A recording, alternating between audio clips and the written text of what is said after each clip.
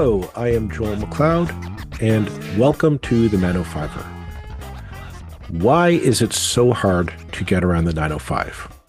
Traveling between cities is turning into an all-day affair. We spend more time in our cars in traffic than actually at our destinations, it seems. The traffic woes of the 905 have been a burden for Ontario's governments for years.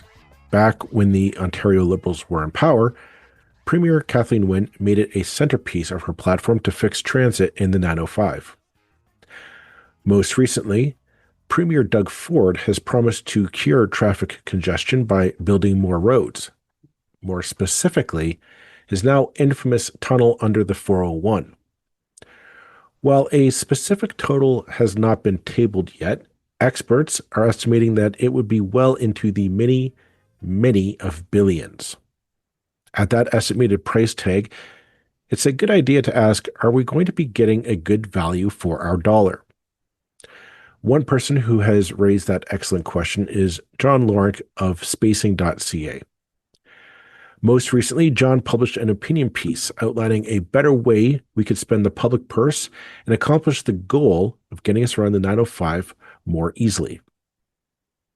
Along the communities north of Toronto, spending more on GO Transit to increase bus rapid transit to link them together, allowing commuters to bypass the 401 altogether. He has also proposed as well moving transport truck traffic onto the 407, not entirely a new idea. These are all scalable, sustainable, and more importantly, affordable options to growing transit connections between 905 communities. So why are we not pursuing this? Well, to speak about it, I've invited John on to talk about this idea and what's stopping us from making a more connected 905. John is an author and senior editor at Spacing.ca, a magazine and website devoted to urban ideas of growth and development. His articles relating to this podcast are in our show notes. Have a listen. This episode is brought to you by Temptations Cat Treats. Your cat will come running for the perfectly irresistible Temptations Creamy Puree and Temptations Lickable Spoon Cat Treats. The best time to feed lickable cat treats to your cat is anytime. Feed by hand for a playful moment, in a bowl for a creamy treat, or as a topper to make mealtime fun. Visit temptationstreats.com to learn more. Okay. Thank you, John Lorinc from Spacing.ca for coming on to talk about a long overdue topic on this podcast, and that is why is it so hard for us to get around the GTA, it seems, as we get denser and denser together. So, John, thank you very much for coming on and spending your time with us this morning. Yeah, no, thank you for having me.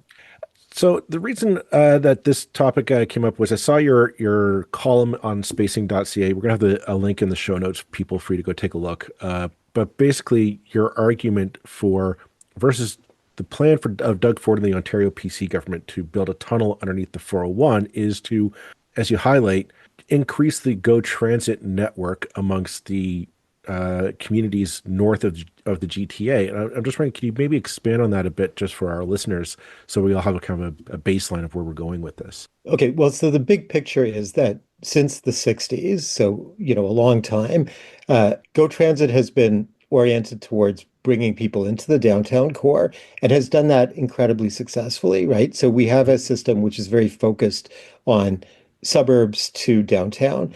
What we don't have is a very good system that deals with east-west, that provides transit on east-west basis. This has been consistently a challenge for a whole bunch of reasons. And when the premier talks about the tunnel, he acknowledges what anybody who has to drive on the 401 knows, which is that it's a hellscape and it's just getting worse.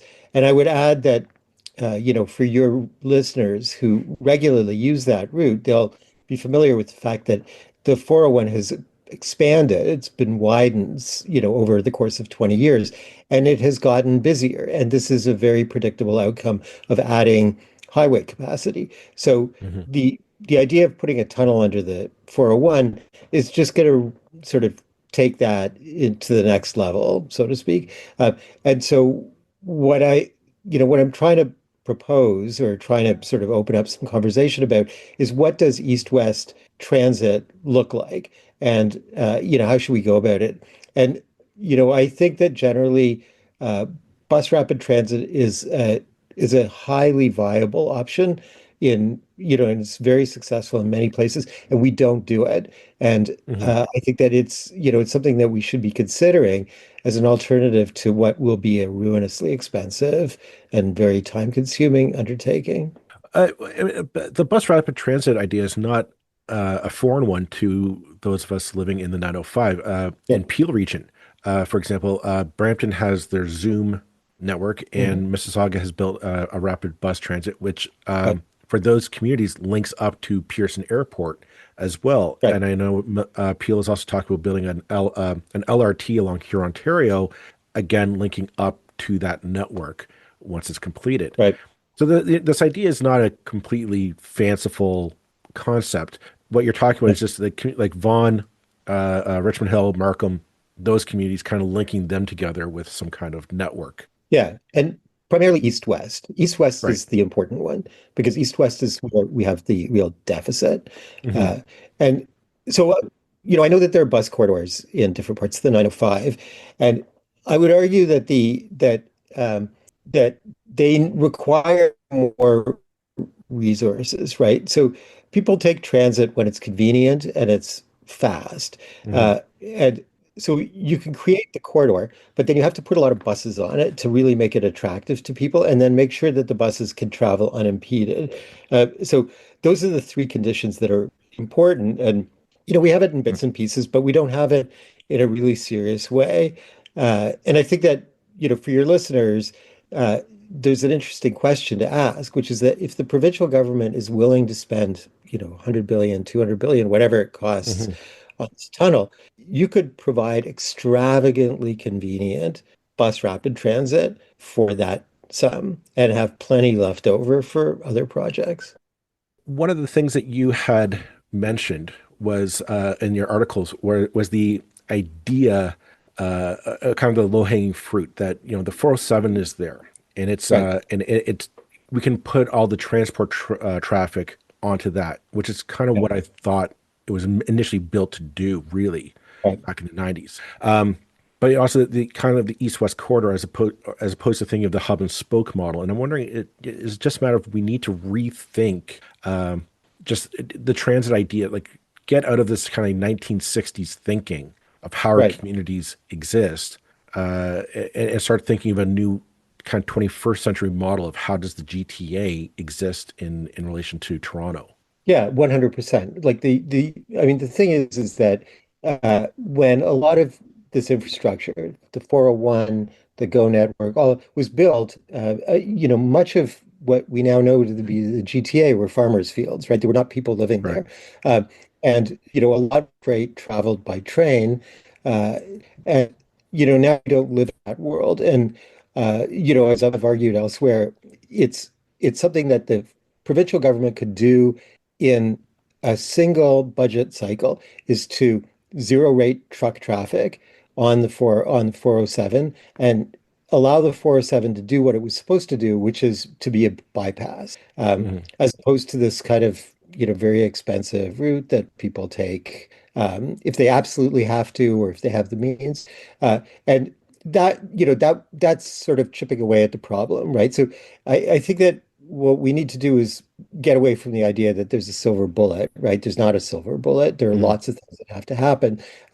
So that's one of them. Another one is, really stepping up the bus rapid transit, or high occupancy vehicle corridors along, the 401 and, and then increasing investment in rapid transit across the city, across the top.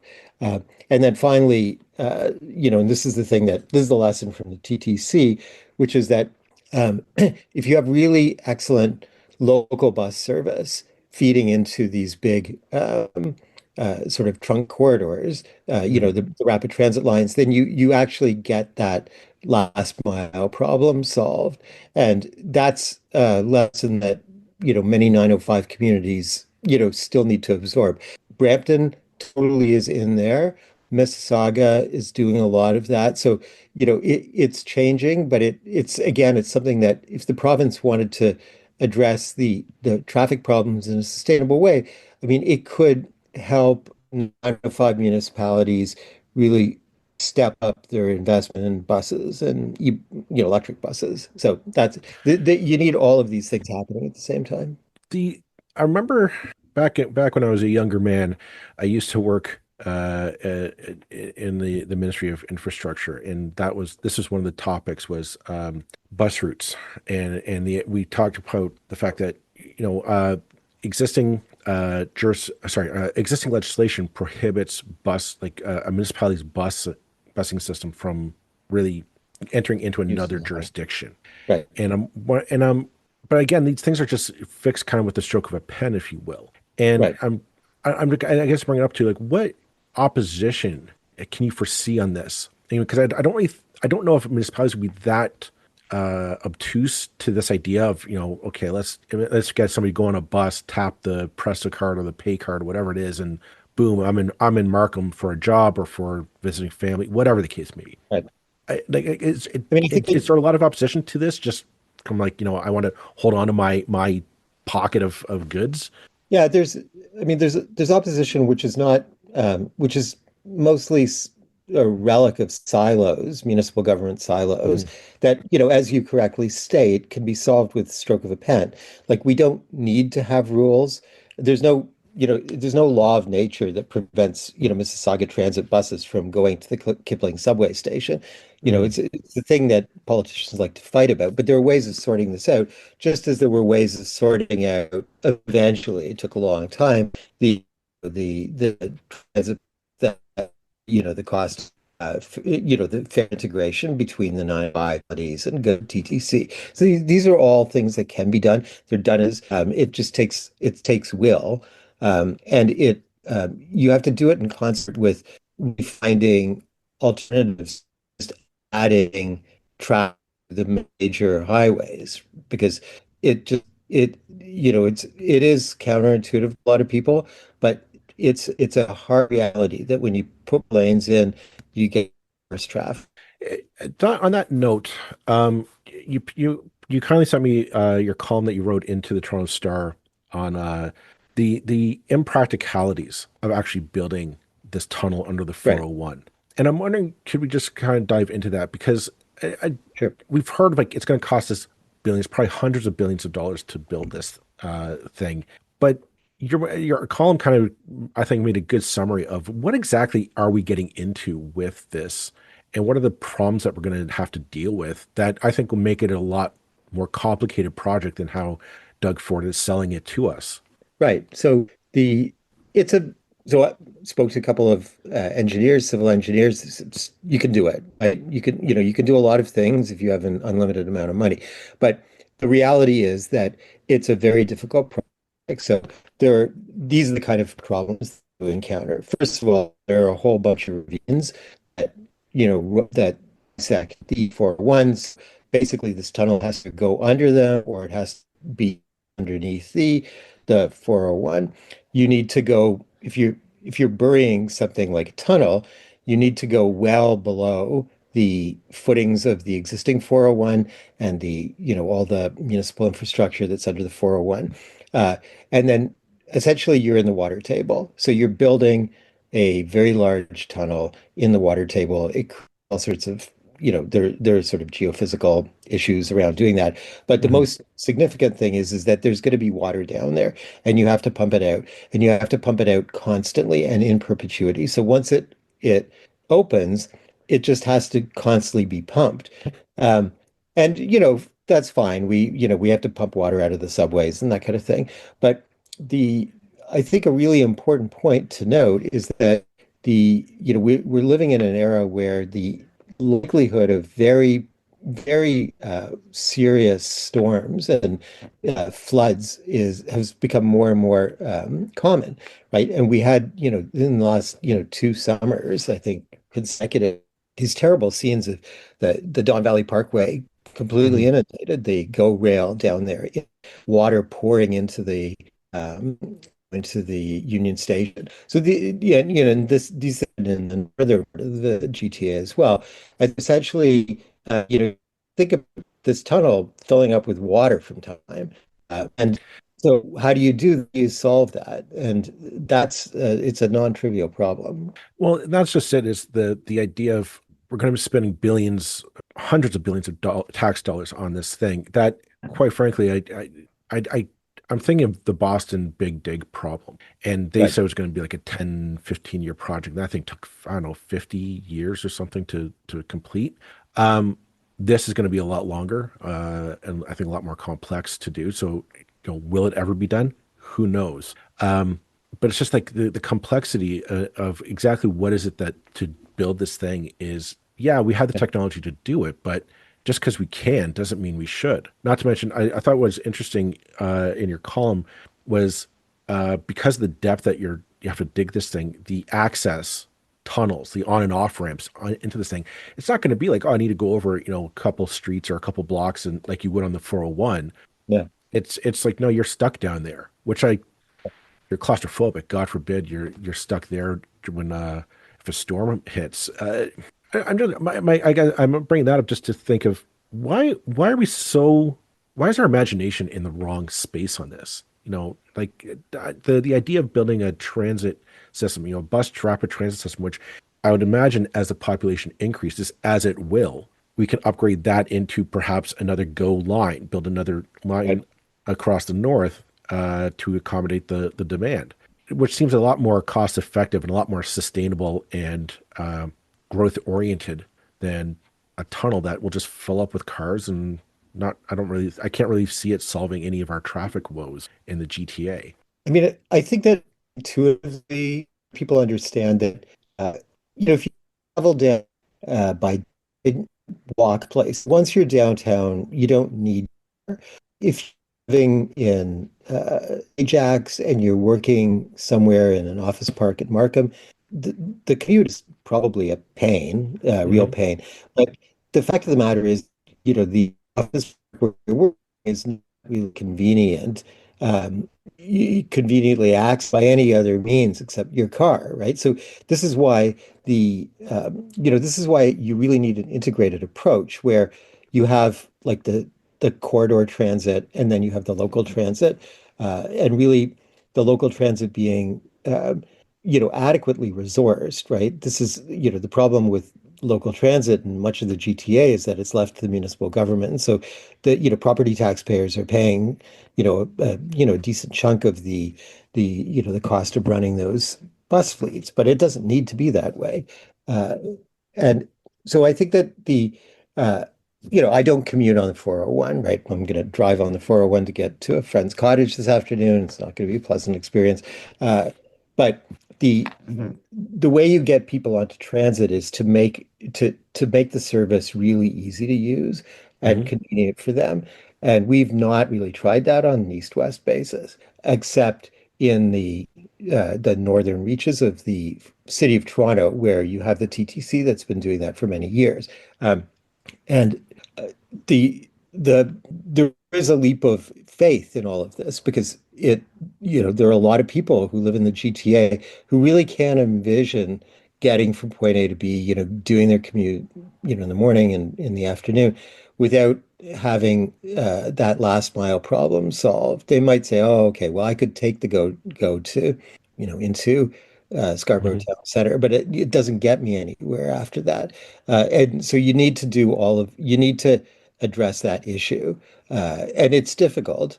But I think that if we think in terms of opportunity costs, and this is really like my key point here, is that if the provincial government is prepared to spend an extravagant amount of money, like a truly extravagant amount of money on a tunnel that's going to fill up with cars the day it opens, why wouldn't we do that for some other mode and really resource properly?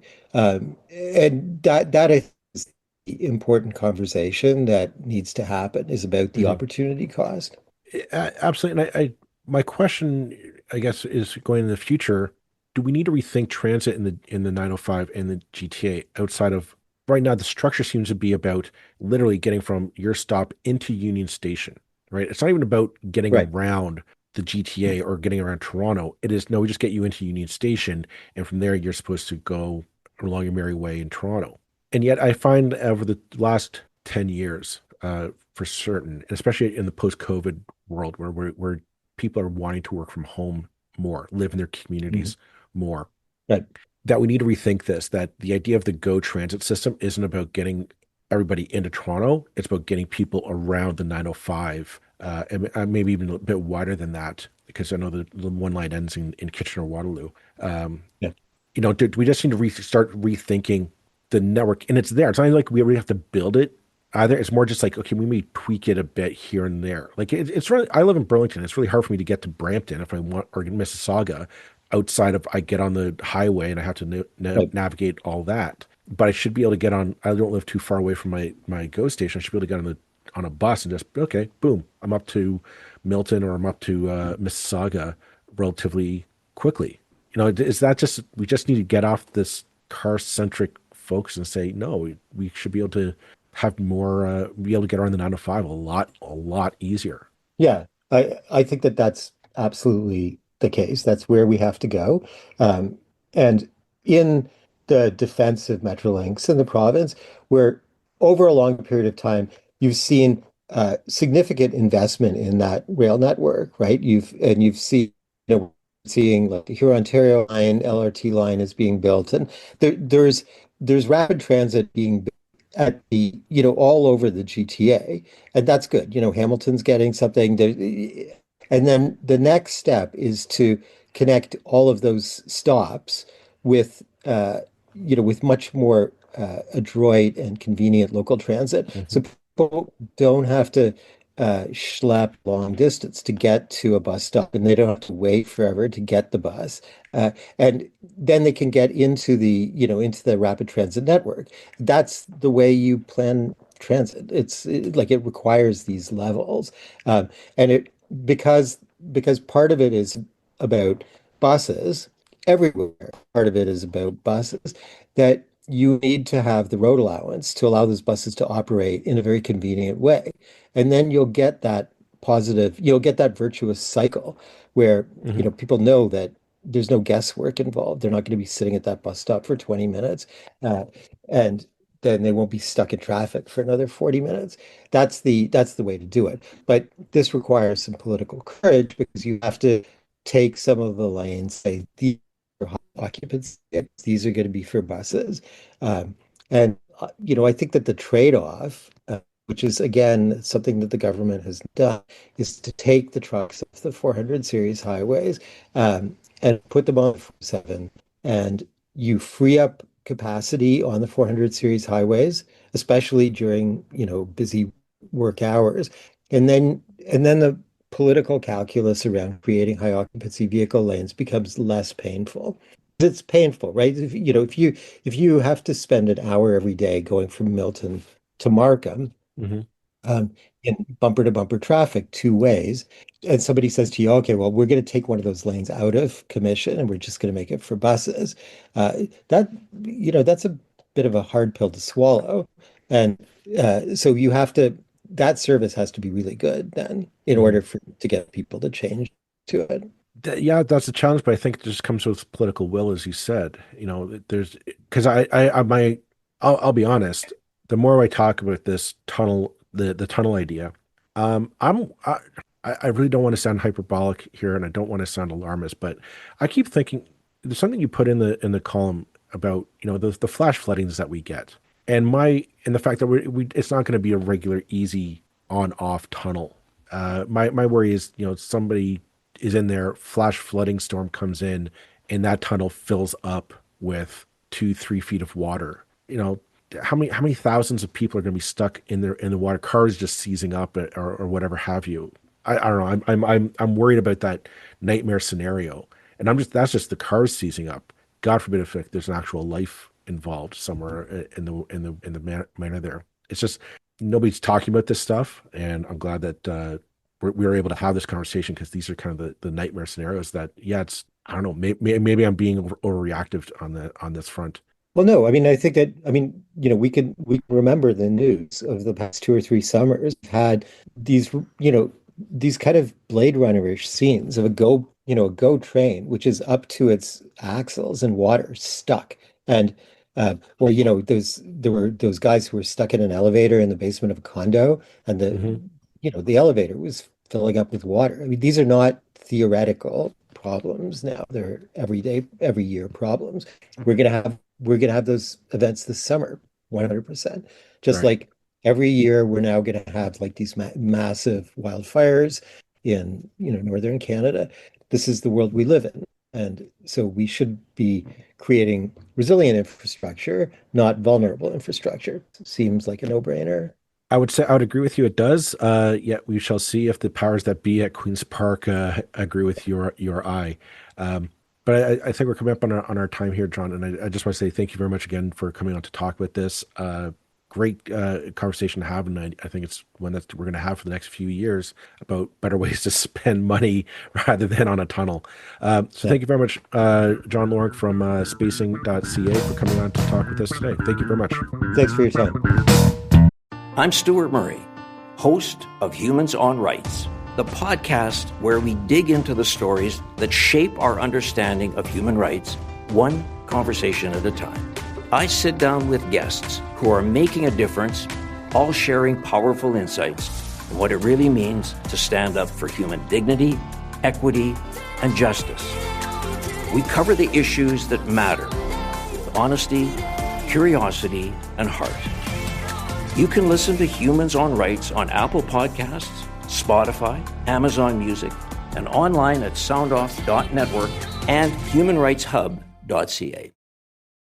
I'm Jeff Woods, and I'm shining a light on music and the rock stars who make it. He just was one of those people, he stood out. He was a magic guy. He really was a magic guy. We all have faults. He had the same amount of faults as we all have. This is before Led Zeppelin. Robert was full on. I mean, he was Led Zeppelin without the band behind him. He had the hair, the jeans, the whole thing, and he was amazing. The Records and Rockstars podcast, heard around the world and yours to hear wherever you get podcasts. All the episodes from jeffwoodsradio.com.